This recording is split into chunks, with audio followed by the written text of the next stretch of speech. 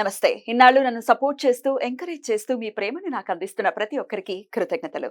అలాగే ఈ వీడియో కూడా ఖచ్చితంగా మీకు ఉపయోగపడుతుంది. లైక్, షేర్ అండ్ సబ్స్క్రైబ్ చేసి మీ సపోర్ట్‌ని నాకు అందించండి. అలాగే ఈ వీడియో పట్ల మీకున్న అభిప్రాయాన్ని కామెంట్ సెక్షన్‌లో కామెంట్ చేసి తెలియజేయండి. ఇప్పుడు వీడియోని చూద్దాం. నమస్తే, వెల్కమ్ టు అవర్ ఛానల్. నేను పద్మిని. ప్రస్తుతంతో పాటు ప్రముఖ ఆధ్యాత్మికవేత్త, వాస్తు జ్యోతిష పండితులు, లలిత ఉపాసకులు, వాస్తు జ్యోతిష శిక్షణ నిపుణులు బ్రహ్మశ్రీ నానాజీ పట్నాయక్ గారు మనతో పాటు ఉన్నారు. మాట్లాడదాం. సార్ నమస్తే. సార్ శ్రీమాత్రే నమః. సార్, శ్రావణ మాసం లాస్ట్ డేకి ఇంచుమించుగా వచ్చేసాము. అమావాస్య వచ్చేస్తోంది. అయితే సోమవారం వస్తోంది కాబట్టి ఆబ్వియస్ గా సోమావతి అమావాస్యగా వస్తోంది. పౌర్ణమి కూడా సోమవారమే వచ్చింది. అమావాస్య కూడా సోమవారం తోటే వస్తోంది కాబట్టి చెప్పండి సార్, ఈ అమావాస్యని పోలాల అమావాస్యగా కూడా జరుపుకుంటాం మనము. సో ఎట్లా సార్, ఎట్లా వినియోగించుకోవచ్చు ఈ అమావాస్యని? ఫస్ట్ ఆఫ్ ఆల్ అంటే అమ్మా, ఎవరికైనా సరే ఈ సోమావతి అమావాస్య ఏదైతే ఉందో ఇది పర్టికులర్ గా పితృదేవతల అనుగ్రహం పొందడానికి ఉండేటువంటి అమావాస్య. ఎవరికైనా చూడండి అమ్మా, కొంతమంది ఇళ్లలో చూడండి, చిన్న వయసులోనే ఎవరైనా ఇబ్బంది పడుతున్నారు అంటే భర్త చనిపోవడమో లేకపోతే వాళ్ళకి ఆయుష్ క్షీణించడం జరుగుతుంది, లేనట్లయితే సంతానం కలగట్లేదు, వివాహం అవ్వటం లేదు, ఎప్పుడు ఏదో ఒక అనారోగ్యం ఉంటుంది. అంటే దాని అర్థం ఏమిటంటే ఆ ఇంటికి పితృదేవతల అనుగ్రహం లేదని అర్థం. అలాంటప్పుడు స్వయం పాకం ఇవ్వమని చెప్తూ ఉంటారు. స్వయం పాకం ఇవ్వడం, పెద్దలకి వాళ్ళ తిథులు కనుక తెలిస్తే ఆ తిథి సంబంధంగా వాళ్ళకి పితృతర్పణాలు చేయడం చేస్తూ ఉంటారు. అయితే అలా చేయలేని వాళ్ళు కొంతమందికి తేదీలు తెలియవు, ఎప్పుడో మా తాతగారండి, మా నాన్నగారు పాటించలేదు, మేము సరిగా నోట్ చేసుకోలేదు, రకరకాల ఇవి ఉంటాయి, ఇబ్బందులు ఉంటాయి. తర్వాత ఎప్పుడో వాళ్ళ జ్ఞానోదయం అవుతుంది, అవి అప్పుడు చేద్దాం అనుకుంటారు. అలాంటప్పుడు ఈ సోమావతి అమావాస్య నాడు కనుక ఎవరైతే పితృదేవతల కోసం అని చెప్పని బియ్యము, 2 రకాల కూరగాయలు, పప్పులు, ఉప్పు, మిరపకాయలు ఇవన్నీ గనక స్వయంపాకం గనక ఇచ్చినట్లయితే ఖచ్చితంగా పితృదేవతల అనుగ్రహం కలగడం వల్ల వాళ్ళు ఏవైతే దీర్ఘకాలికంగా ఇబ్బంది పడుతున్నారో వాళ్ళ లైఫ్లో క్లియర్ అవుతాయి. సహజంగా ఈ పితృదేవత దోషము అంటే పితృదేవత అనుగ్రహం లేదు అనేటువంటిది మనకి జన్మజాతకంలో కూడా కనిపిస్తుంది. 9వ స్థానం పాడైన సూర్య భగవానుడి యొక్క రాశి సింహరాశిలో పాపగ్రహాలు అంటే శని, రాహులు ఉన్న పితృదోషం కింద పరిగణిస్తారు.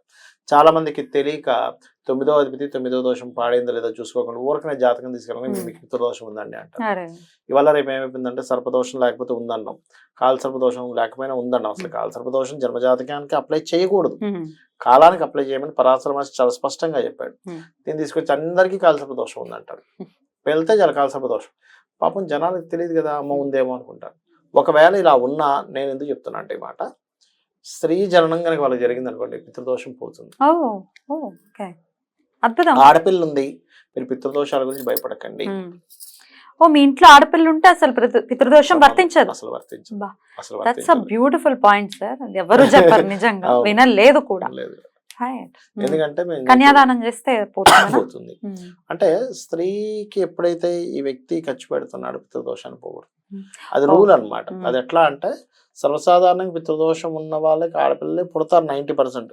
పొరపాటున పురుష సంతానం కూడా కలిగిందంటే వాళ్ళకి ఇంకొంచెం ఎక్కువగా పితృదేవతలకు చేసుకోవాలని అర్థం. ఓకే, మిస్క్యారేజ్ అవుతుంటాయి సర్వసాధారణంగా. అది అలాగే ఇంకోటి ఏంటంటే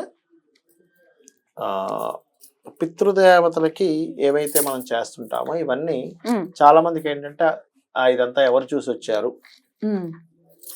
ఇదంతా నిజమేనా అని అనుకుంటూ ఉంటారు. ఇది ఎవరు చెప్పారు?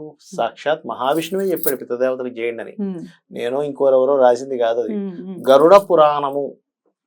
అంటే ఏమిటి? గరుడుడికి మహావిష్ణువే చెప్పాడు, అయ్యా మనిషి జన్మ ఇలా ఉంటుంది, గతించిన తర్వాత ఇంత ఆత్మగా ఉంటాడు, దాన్ని తీసుకెళ్లి 2 గడియల్లో తీసుకెళ్ళి మళ్ళీ తీసుకొస్తారు. 11 రోజులు జరిగేటువంటిది ఏదైతే కార్యక్రమం ఉందో ఆ 11 రోజులు చేసేటువంటి పిండ ప్రధానాలు అవన్నీ ఇంత శరీరంగా మారి తీసుకెళ్తారు, లేనట్లయితే ఇక్కడే వదిలేసి వెళ్ళిపోతారు. వాడు ప్రేతకి తిరుగుతుంటాడు. మీరు చేసేటువంటి పితృదేవతలకి మీరు ఏదైతే స్వయం పాకం ఇస్తున్నారో, తిలోదకాలు వదులుతున్నారో, పిండ తర్పణాలు ఏవైతే చేస్తున్నారో దర్భ మీద, ఇవన్నీ కూడా మీరు కేవలం మీ వాళ్ళ కోసమే కాదు, విశ్వంలో ఉన్న ప్రతి ప్రాణికి వెళ్తుంది మీరు చేసేది. దీనివల్ల ఏంటంటే మీకు తెలియకుండానే ఒక పుణ్యాన్ని సంపాదించుకుంటున్నారు. అదేవిధంగా దేవతలకు మాత్రమే చేసి పితృదేవతలకు కనుక చేయకపోతే మీకు ఫలితం రాదు, దేవతా పూజల్లో కూడా ఫలితం రావు అని మన శాస్త్రాలు చెప్తున్నాయి. చాలా మంది అంటుంటారు, మేము ఆ పూజలు చేసాం, ఈ పూజలు చేసామండి, కానీ మాకు ఫలితం లేదంటూ ఉంటారు. అంటే ఏంటి ఇక్కడ? ఇప్పుడు ఒక ప్లగ్ పెడతాం, నెగటివ్ పాజిటివ్ రెండు పెట్టాలి. అవును సార్. ఉట్టి పాజిటివ్ కనెక్టివిటీ ఇస్తే లైట్ ఎలగదు. రెండు ఉండాలి. నెగటివ్ పాజిటివ్ రెండు ఉండాలి. అలాగే దేవతలు పితృదేవతలు వాళ్ళకి వీళ్ళకి శక్తినిచ్చేది అమ్మవారే అని చెప్పి చాలా స్పష్టంగా లలితా సహస్రనామాలో చెప్పబడింది. ఓకే, అంటే ఏమిటి, ఈ నాలెడ్జ్ లేకపోవడం వల్ల చనిపోయాడుగా మనిషి, చేయడం ఏంటి, ఎక్కడో పుట్టేసి ఉంటాడుగా, ఒక జన్మ ఉంటే వీడు చేయమేంటి అని అనుకుంటూ ఉంటాం. కానీ ఈ యొక్క చనిపోయిన వ్యక్తికి కాదు మనం పెట్టేది, పితృదేవతలనే ఒక వ్యవస్థకి పెడుతున్నాము. వాళ్ళ ద్వారా ఈ వ్యక్తి ఎక్కడ జన్మించినా ఆ జన్మించినటువంటి ప్రదేశంలో అతనికి ఏం కావాలో ఆ రూపంలో ఆ ఫుడ్ వెళ్తుంది అక్కడికి. నీరు కావాలంటే నీరు, ఫుడ్ కావాలంటే ఫుడ్, వస్త్రం కావాలంటే వస్త్రము, ఆ రూపంలో వీళ్ళు చేసేది వెళ్తూ ఉంటుంది. ఈ జన్మలో కూడా ఎవరైనా బాగా ఇబ్బంది పడుతున్నారు అంటే వీళ్ళు పూర్వజన్మలో ఎక్కడైతే జన్మించారో వాళ్ళు సరైనటువంటివి చేయట్లేదని కూడా అర్థమని చెప్తుంది శాస్త్రం. రైట్. అందుకని ఇవి ఖచ్చితంగా అందరూ పాటించాలి. పాటించడం వల్ల కేవలం నీకు ఒక్కడికే కాదు, నీ వంశానికి అభివృద్ధి ఉంటుంది. చాలా మంది అనుకుంటారు నేను ఇట్లాంటివి నమ్మను, ఎవడు చూసి వచ్చాడు, లాస్ట్ కు తెలుస్తుంది, చచ్చిపోయాక తెలిసాక కూడా ఏముండదు, ఇంకా చూసి రావడానికి శరీరం లేదు. ఇక్కడ పెద్ద గమ్మత్తు ఏంటంటే చనిపోయాక ఈ విషయం తెలుస్తుంది, అయ్యో నేను ఇదంతా చెప్పానండి మళ్ళీ రిటర్న్ చెప్దామంటే తెలియదు. ఇంకేముంది, అయిపోయింది, చేతులు గాలాక ఆకులు పట్టుకోవడమే. మీరు అన్నట్టుగా చేతులు గాలాక ఆకులు పట్టుకున్నట్టుగా తెలిసిపోయాక సత్యం ఇది అని తెలుసుకున్నాక మళ్ళీ చెప్పడానికి ఉండడు మనిషి. మహర్షులు మనకి ఏదైతే చెప్పారో దాన్ని మనం పాటించాలి.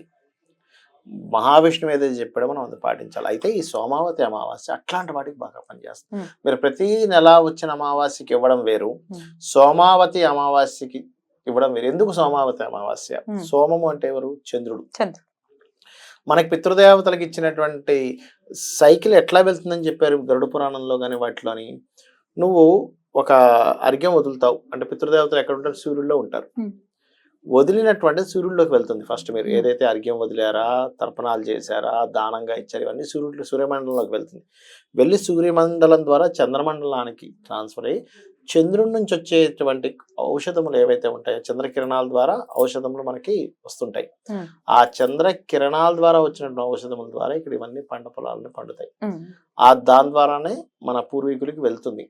అంటే ఏమిటి, మీరు కేవలం ఇవ్వడం ఏదో మీ యొక్క పెద్దవాళ్ళకి, మీరు గతించిన వాళ్ళకి కాదు, మొత్తం విశ్వంలో ప్రతి ప్రాణికి ఫుడ్ వెళ్ళడానికి కూడా మీరు తోడ్పడుతున్నారు.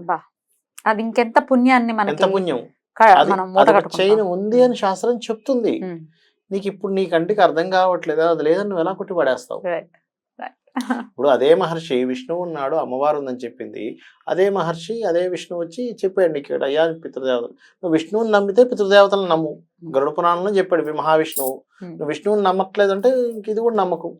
మొత్తం అయిపోయాక అప్పుడు తెలుస్తుంది. అప్పుడు మీరు అన్నట్టుగానే చేతులు గాలే కాకులు పట్టుకున్నట్టే ఏమీ ఉండదు, ఉపయోగం ఉండదు. Right sir. అయితే ఆల్రెడీ జరిగిపోయాయి, ఇప్పుడు మన వల్ల తప్పులు జరిగిపోయి ఇన్నాళ్ళు పెట్టలేదు శ్రాద్ధ విధులను, ఏమి మనం నిర్వర్తించలేదు అని అనుకుంటే గనక ఖచ్చితంగా సోమవారం నాడు అమావాస్య వచ్చినప్పుడు అసలు అమావాస్యకి కూడా స్వయం పాకం ఇచ్చి తీరవలసిందే అని అంటున్నారు. రైట్. లలితమ్మ నామాన్ని కూడా మీరు ప్రతినిత్యం చెప్తూనే ఉంటారు. అయితే ఇంకొంతమందికి ఇక్కడ చిన్న అపోహలు ఉన్నాయి, చెప్తాను. అంటే నేను కొన్ని ఉదాహరణలు చెప్తాను.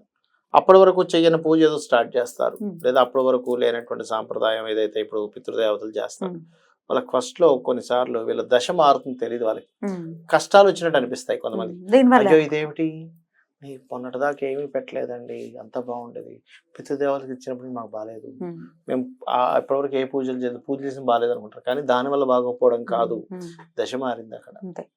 నువ్వేమో తప్పని చేసావా బాగోపోవడానికి? విష్ణు సహస్రనామం చేస్తుంటే నీకెందుకు బాగోపోవడం?